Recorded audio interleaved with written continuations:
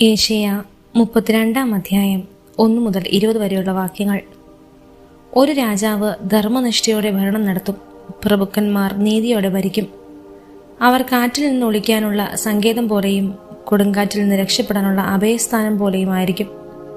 വരണ്ട സ്ഥലത്ത് അരുവി പോലെയും മരുഭൂമിയിൽ പാറക്കെട്ടിന്റെ തണൽ പോലെയും ആയിരിക്കും.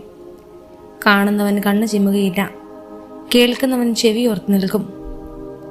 അവിവേകികൾ ശരിയായി വിധിക്കും. വിക്കന്മാരുടെ നാവ് തടവില്ലാതെ വ്യക്തമായി സംസാരിക്കും. ഭോഷൻ ഇനിമേൽ ഉത്തമനായി കരുതപ്പെടുകയില്ല. വഞ്ചകനെ ബഹുമാനൻ എന്ന് വിളിക്കുകയില്ല. വിഡ്ഢി ഭോഷത്വം സംസാരിക്കുന്നു.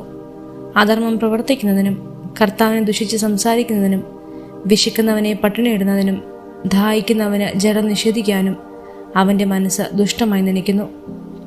വഞ്ചകന്റെ വഞ്ചനകൾ തിന്മയാണ്. അഗതിയുടെ അപേക്ഷ ന്യായയുക്തമായിരിക്കുമ്പോൾ പോലും വാക്കുകൾ കൊണ്ട് അവനെ നശിപ്പിക്കാൻ വഞ്ചകൻ ദുരാലോചന നടത്തുന്നു. കൂലിനമായി കാര്യങ്ങൾ നനയ്ക്കുന്നു. ഉത്തമമായ കാര്യങ്ങൾക്ക് വേണ്ടി അവൻ നിലകൊള്ളുന്നു. അലസരായ സ്ത്രീകളെ, എഴുന്നേറ്റ് എൻ്റെ സ്വരം ശ്രവിക്കുവിൻ. അലംഭാവം നിറഞ്ഞ പുത്രിമാരെ, എൻ്റെ വാക്കിന് ചെവി തരുവിൻ. അലംഭാവം നിറഞ്ഞ സ്ത്രീകളെ, ഒരു വർഷത്തിലേറെ ആകുന്നതിന് മുമ്പ് നിങ്ങൾ വിറകൊള്ളും. എന്നാൽ മുന്തിരി വിളവ് നശിക്കും, വിളവെടുപ്പുണ്ടാവുകയില്ല. അലസരായ സ്ത്രീകളെ വിറകൊള്ളുവിൻ. അലംഭാവം നിറഞ്ഞവരെ നടുങ്ങുവിൻ. വസ്ത്രം ഉരിഞ്ഞു കളഞ്ഞ് അരയിൽ ചാക്കൊടുക്കുവിൻ. മനോഹരമായ വയലുകളെയും ഫലപുഷ്ടിയുള്ള മുന്തിരിത്തോട്ടത്തെയും ചൊല്ലി മാറത്തടിച്ച് വിലപിക്കുവിൻ.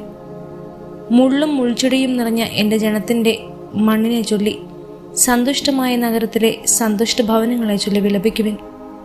ഉന്നതത്തിൽ നിന്ന് നമ്മുടെ മേൽ ആത്മാവ് വർഷിക്കപ്പെടുകയും മരുഭൂമി ഫലപുഷ്ടിയുള്ള വയലും ഫലപുഷ്ടിയുള്ള വയൽ വനവുമായി മാറുകയും ചെയ്യുന്നതുവരെ കൊട്ടാരം പരിത്യക്തമായി കിടക്കും. ജനസാന്ദ്രതയുള്ള നഗരം വിജനമാകും. കുന്നുകളും കാവൽ മാടങ്ങളും വന്യമൃഗങ്ങളുടെ ഗുഹകളായി മാറും. അവ കാട്ടുകഴുതകളുടെ സന്തോഷവും ആടുകളുടെ മേച്ചിൽപ്പുറവുമാകും. അപ്പോൾ മരുഭൂമിയിൽ നീതി വസിക്കും. ഫലപുഷ്ടിയുള്ള വയലിൽ ധർമ്മനിഷ്ഠ കുടികൊള്ളും. നീതിയുടെ ഫലം സമാധാനമായിരിക്കും. നീതിയുടെ പരിണത ഫലം പ്രശാന്തതയും എന്നേക്കുമുള്ള പ്രത്യാശയുമായിരിക്കും. എൻ്റെ ജനം സമാധാനപൂർണമായ വസതിയിൽ പാർക്കും. സുരക്ഷിതമായ ഭവനങ്ങളിലും പ്രശാന്തമായ വിശ്രമ സങ്കേതങ്ങളിലും തന്നെ. വനം നിശേഷം നശിക്കുകയും നഗരം നിലം പതിക്കുകയും ചെയ്യും. ജലാശയങ്ങൾക്കരികെ വിതയ്ക്കുകയും കാളകളെയും കഴുതുകളെയും സ്വതന്ത്രമായി അഴിച്ചുവിടുകയും ചെയ്യുന്നവർക്ക് ദുരിതം.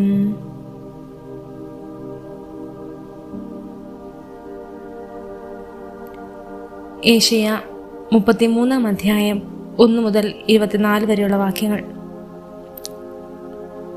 നശിക്കപ്പെടാതിരിക്കേണ്ട മറ്റുള്ളവരെ നശിപ്പിക്കുകയും വഞ്ചിക്കുകയും ചെയ്യുന്നവനെ, നിനക്ക് ദുരിതം.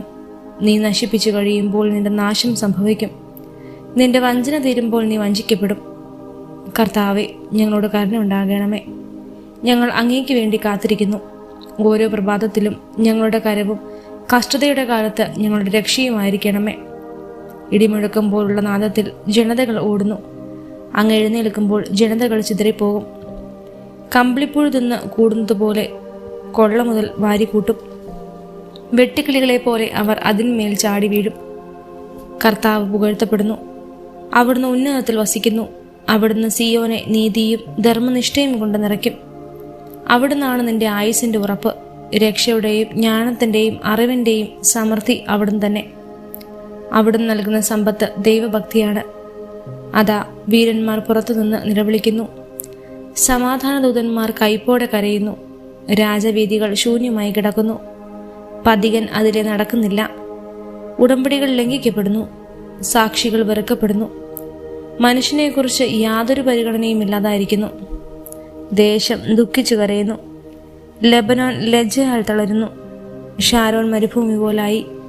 ബാഷാനും കാർമലും തങ്ങളുടെ ഇല കൊഴിക്കുന്നു. കർത്താവ് അരുളി ചെയ്യുന്നു, ഇപ്പോൾ ഞാൻ എഴുന്നേൽക്കും. ഞാൻ എന്നെ തന്നെ ഉയർത്തും. അപ്പോൾ നീക്ക് പുകഴ്ച ലഭിക്കും. നീ പതിരനെ ഗർഭം ധരിച്ച് വൈക്കോലിനെ പ്രസവിക്കും. നിന്റെ നിശ്വാസം നിന്നെ തന്നെ ദഹിപ്പിക്കുന്ന അഗ്നിയായിരിക്കും.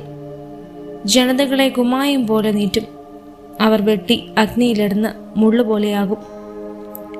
വിദൂരസ്ഥരെ, ഞാൻ എന്താണ് പ്രവർത്തിച്ചെന്ന് ശ്രവിക്കുവിൻ. സമീപസ്ഥരെ എൻ്റെ ശക്തി അറിഞ്ഞുകൊള്ളുവിൻ. സിയോനിലെ പാപികൾ പരിഭ്രാന്തരായിരിക്കുന്നു, അധർമ്മികളെ വിറയൽ ഗ്രസിച്ചിരിക്കുന്നു. നമ്മിൽ ആർക്ക് ദഹിപ്പിക്കുന്ന അഗ്നിയോടൊപ്പം വസിക്കാനാകും? നിത്യജ്വാലയിൽ നമ്മിൽ ആർക്ക് ജീവിക്കാൻ കഴിയും? നീതിയുടെ മാർഗത്തിൽ ചരിക്കുകയും സത്യം സംസാരിക്കുകയും ചെയ്യുന്നവൻ, മർദ്ദനം വഴിയുള്ള നേട്ടം വെറുക്കുന്നവൻ, കൈക്കൂലി വാങ്ങാതിരിക്കാൻ കൈ കുടയുന്നവൻ, രക്തച്ചൊരിച്ചിലിനെ പറ്റി കേൾക്കാതിരിക്കാൻ ചെവി പൊത്തുന്നവൻ, തിന്മ ദർശിക്കാതിരിക്കാൻ കണ്ണുകൾ അടയ്ക്കുന്നവൻ, അവൻ ഉന്നതങ്ങളിൽ വസിക്കും. ശിലാദുർഗങ്ങളിൽ അവൻ പ്രതിരോധമുറപ്പിക്കും. അവൻ്റെ ആഹാരം മുടങ്ങുകയില്ല. അവന് ദാഹജലം കിട്ടുമെന്ന് തീർച്ച. രാജാവിനെ അവൻ്റെ സൗന്ദര്യത്തോടുകൂടെ നിന്റെ കണ്ണുകൾ ദർശിക്കും. വിദൂരത്തേക്ക് വ്യാപിച്ചു കിടക്കുന്ന ഒരു ദേശവും അവ കാണും. ഒരിക്കൽ നിന്നെ ഭയപ്പെടുത്തിയിരുന്ന കാര്യങ്ങളെക്കുറിച്ച് നീ ഓർക്കും. എണ്ണിയവനെവിടെ? കപ്പം തൂക്കം നോക്കിയവനെവിടെ? ഗോപുരങ്ങൾ എണ്ണി നോക്കിയവനെവിടെ? ദുർഗ്രഹ ഭാഷ സംസാരിക്കുന്ന, മനസ്സിലാക്കാത്ത ഭാഷയിൽ വിക്കി വിക്കി പറയുന്ന ഗർവിഷ്ഠരെ നീ ഇനിമേൽ കാണുകയില്ല.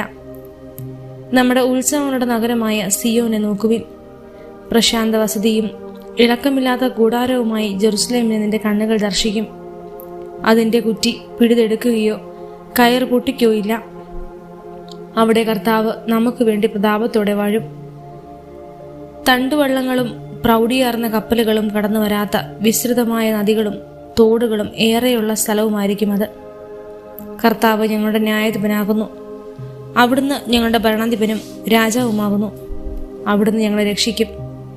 നിന്റെ കയറുകൾ അയഞ്ഞിരിക്കുന്നു. പാമരം ഉറപ്പിക്കാനും പായ് വിരിച്ച് നിർത്താനും അതിനാവുകയില്ല. സമൃദ്ധമായ കൊള്ള മുതൽ പങ്കിടും. മുടന്തനും കൊള്ള വസ്തു കിട്ടും.